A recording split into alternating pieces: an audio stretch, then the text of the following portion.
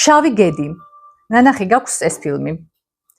ჩემი საყვარელი ფილმთაგანი ნამდვილად არ არის, თუმცა ჩვენმა თემამ გამახსენა ნატალი პორტმანის პერსონაჟი ბალერინა ნინა.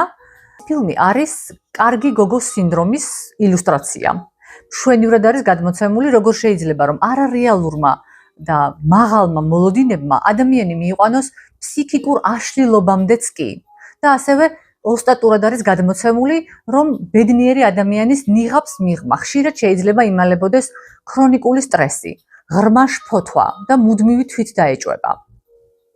ზოგადად მრავალჯერ ვახსენეთ, რომ ყველანაირი შიში მოდის ბავშვობიდან, იქ არის ფესვების აძიებელი, თუმცა დღეს ხაზგასმით უნდა აღვნიშნოთ, რომ ამ ძიების მიზანი არავითარ შემთხვევაში არ არის დამნაშავეების პოვნა.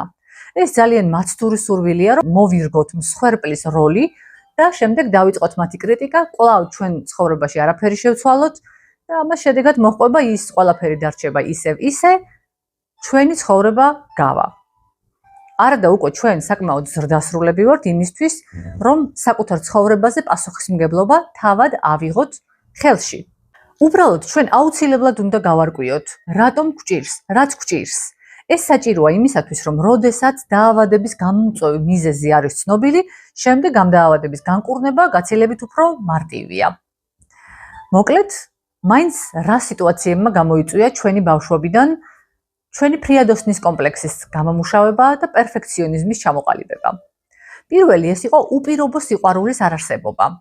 ბავშვის აღქმაში ყოველ შემთხვევაში ეს ალბათ ასე იყო, იმიტომ რომ მას ხშირად ან გამუდმებით ესმოდა ფრაზები, რა ცუდი ბავშვი ხარ, ნახე მეზობელს, როგორი კარგი შვილი ჰყავს, ვის მოუნდება შენნაირ ბავშვთან მეგობრობა, თავს გვჭრი და ასე შემდეგ.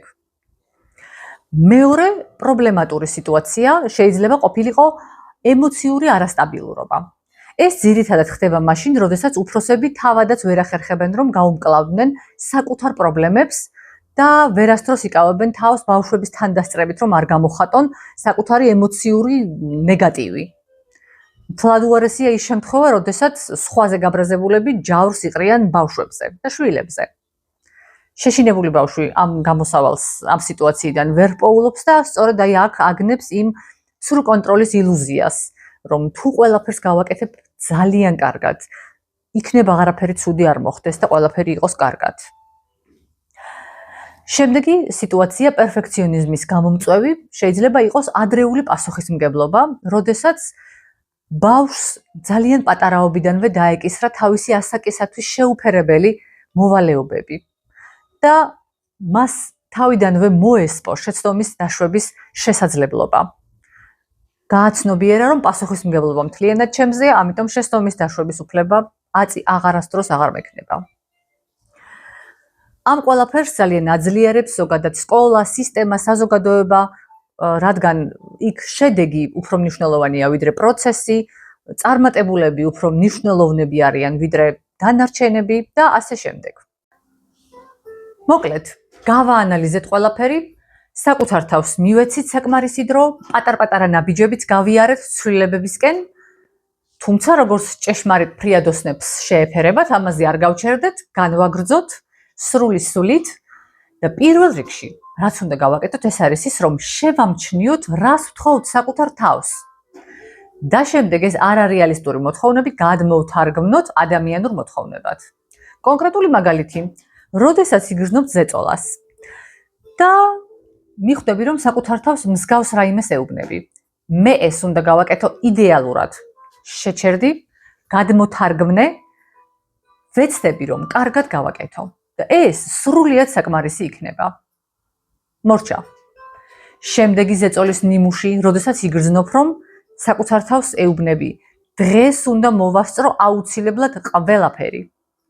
კვლავ შეჩერდი და გადმოთარგმნე ადამიანურ პირობად, რომ შევეცდები, რაც შეიძლება მეტი მოვასწრო და რასაც მოვასწრებ, სრულიად საკმარისი იქნება. ჩემი უსაყვარლესი მეგობრის ამბავი გამახსენდა, მომკლავს ამას რომ ვყვები, მაგრამ არ აუშავს, აკვდება ამ სიტუაციას. ჰქონდა დაბადების დღე, დაპატიჟებული ვყავდით სტუმრები, ყველაფერი დაგეგმილი ჰქონდა, იმის ჩათვლით ვინ სად ზის, რომელი თეფში სად დევს, რომელი კერძი სად უნდა განალაგოს მოკლედ სიტუაციის ბატონ პატრონია, ჭკუაზე არ არის და შეწყდა წყალი. მისი გეგმა დადგა თავდაყირა, აბსოლუტურად აიჭრა, ასე ვთქვათ, და მოკლედ სამზარეულოში დაგხვდა გასარეცხი, ჭურჭლის გროვა სტუმრებს, მაგიდაზე რასაკვირველია, კერძების რაოდენობა შემცირდა წყლის წასვლის პროპორციულად. მასპინძელი დაგხვდა საერთოდ დემოტივირებული, განადგურებული, ნერვებმოშლილი, იმდენი იდარდა, ლამის ვეღარ გახდა იმ 40 წლის საერთოდ. ეს იყო, არ ვიცი, სრული კრახი მისთვის. მოკლედ, პრობლემა ის კი არ არის, რომ მაღალი სტანდარტები გვაქვს. ეს შესანიშნავია.